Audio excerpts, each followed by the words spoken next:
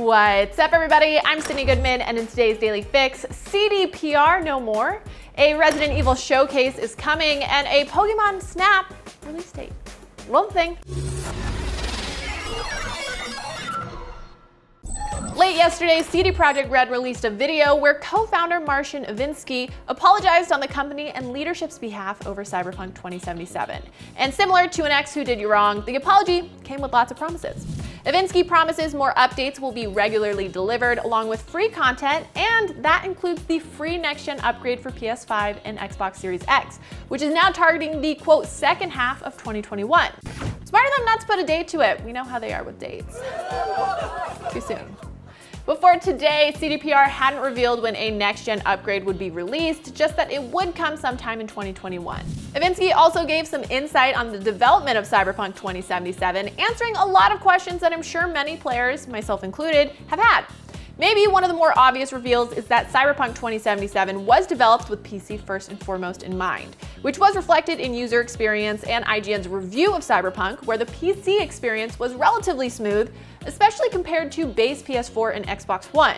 Speaking of those platforms, in Iwinski's video, he explains the thought process behind bringing Cyberpunk to consoles, especially older ones. Quote, "Things did not look super difficult at first. While we knew the hardware game, ultimately time has proven that we've underestimated the task." And he points to the main culprit being the in-game streaming system. He cites the disk bandwidth performance on older systems as being unable to keep up with the packed city design.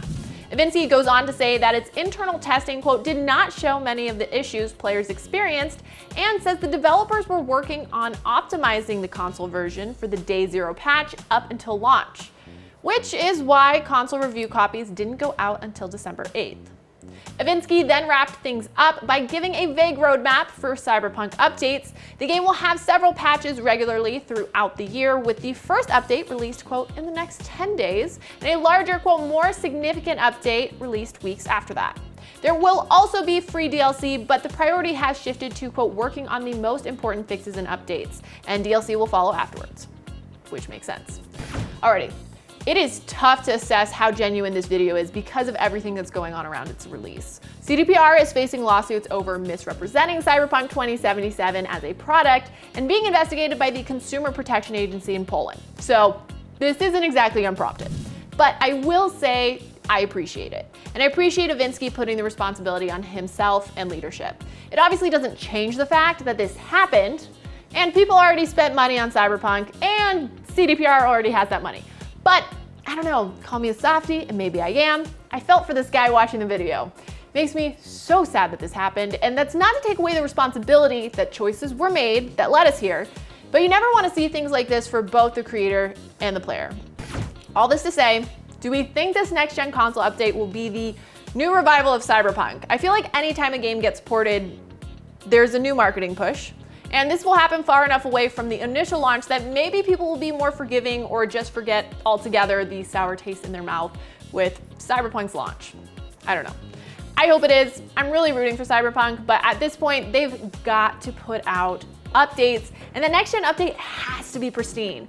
I think it's good they're not putting a date on it yet, and hopefully they can properly assess how much time they need to put out a true next-gen version that works so great, everyone mostly forgets what happened, right? What's happening with Cyberpunk is scary, and speaking of scary, a Resident Evil showcase will take place January 21st at 2 p.m. Pacific, and we'll have lots of goodies. It will include a guided tour of Resident Evil Village, a new trailer, the first ever gameplay, and more Resident Evil news. The announcement comes from Resident Evil's Twitter, and the showcase will be hosted by What's Good Games' Brittany Bombacker, who is the perfect host because she is the biggest Resident Evil fan I know. Capcom even shared a short teaser of what fans can expect next week. Curious what that more Resident Evil news is. Could it be RE4 remake? It would make a lot of sense. Or is it something else entirely? I guess we will find out next week. And in games that don't permanently scar me, Nintendo has announced that the new Pokemon Snap will be released on Nintendo Switch April 30th this year. It'll take place in the Lental region, no, not the bean, and sorry, and take players on a Pokemon-filled adventure through jungles, deserts, and more. Based on the info we have now, it feels pretty similar to the original 1999 Pokemon Snap, one of my all-time favorite games, where you will play the role of a Pokemon photographer, but this time you'll be working with Professor Mirror and his assistant Rita to take a bunch of hot Pokemon pics. You'll be in an auto-driving vehicle known as the Neo 1, and you can throw fluff fruit at them. Cute. I truly cannot explain to you how excited I am for this game. The only thing that would make it better is if they release an Ultimate Edition that comes with a remastered version of the N64 and Pokemon Snap.